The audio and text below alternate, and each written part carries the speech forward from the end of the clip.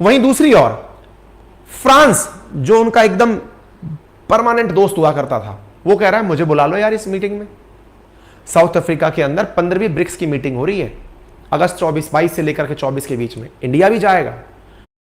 अपने बारे में कह रहे हैं मुझे बुला लो। ये न्यूज आई कहां से? तो फ्रांसीसी मीडिया में गजब तरीके से तैर रही है कि मैक्रोन ने खुद सिरिल रामाफोसा से कहा है, जो अफ्रीका वाले हैं, साउथ अफ्रीका वाले, यार हमें इनविटेशन भेजो यार, हम भी आना चाहते हैं। लोग बड़ा परेशान कि यार ये आना क्यों चाहते हैं? इमानुएल मैक्रोन उस मीटिंग में जाएंगे तो करेंगे क्या? ये तो G7 के सदस्य हैं।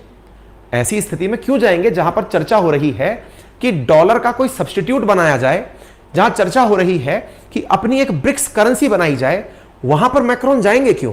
चिंता हो रही है लोगों में। बोले क्यों? क्योंकि मैक्रोन को लगता है कि वो वहां पहुंचेंगे तो दो काम कर सकते हैं। क्या? एक तो G7 कंट्रीज के सामने ये टशन में दिखा पाएंगे, देखो मेरी एक्सेप्टेंस देखो, इंडिया जो ब्रिक्स कंट्री है वो G7 मीटिंग में आ सकता है। मैं G7 कंट्री हूं तो क्या मैं ब्रिक्स मीटिंग में नहीं जा सकता हूं? वाह, व्हाट ए लॉजिक।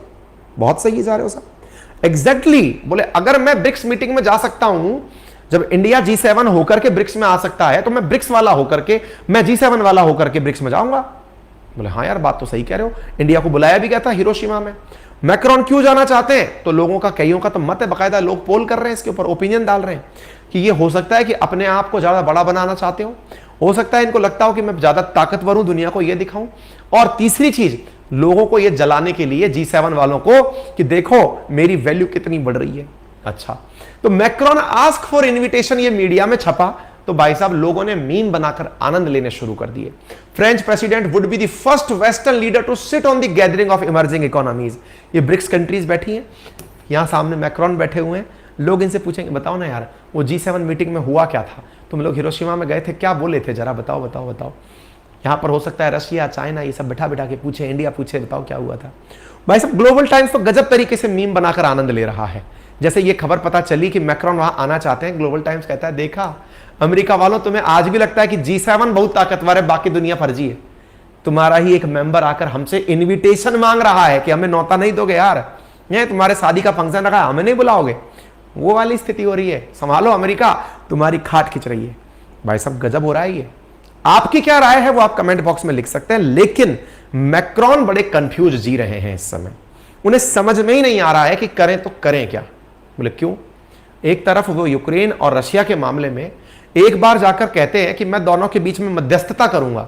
जब रशिया कहता है नो हमें नहीं करवानी, जाओ, फिर कहते हैं अच्छा नहीं करवाओगे? बोले नहीं करवाएंगे। तो फिर पुतिन कहते हैं, वो मैक्रोन कहते हैं जेलेंस्की से कि सुनो, उन्होंने मध्यस्थता से मना कर दिए, हमें मध्यस्थ नहीं बना रहे, अब हम तुम्हें वेपन देंगे। ठीक है, तो जब मध्यस्थता नहीं मानी तो ये यूक्रेन को वेपन देने पहुंच जाते हैं। तो बोले ऐसे आदमी का जिसका कोई स्टैंड नहीं है, उसका करें तो करें क्या।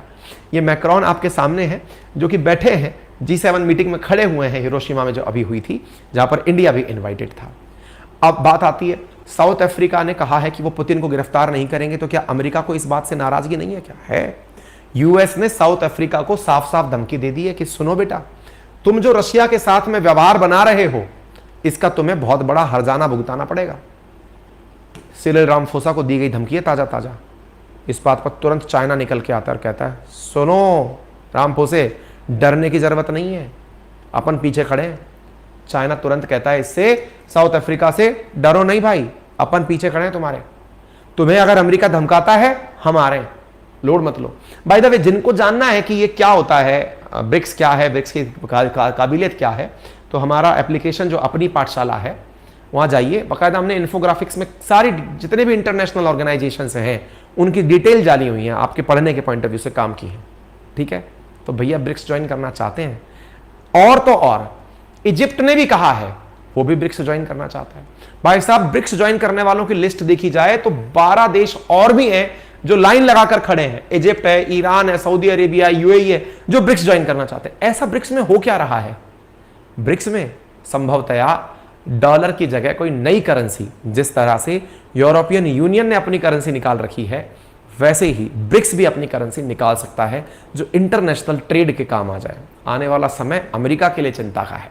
आप अपने तरीके से कैसे देखते हैं इस चीज को, जरूर कमेंट बॉक्स में बताइएगा। बाकी मोदी जी तो जा ही रहे हैं अमेरिका, देखते हैं ये क्या बात करके आते हैं। फिलहाल के लिए इतना ही। जानकारी पसंद आई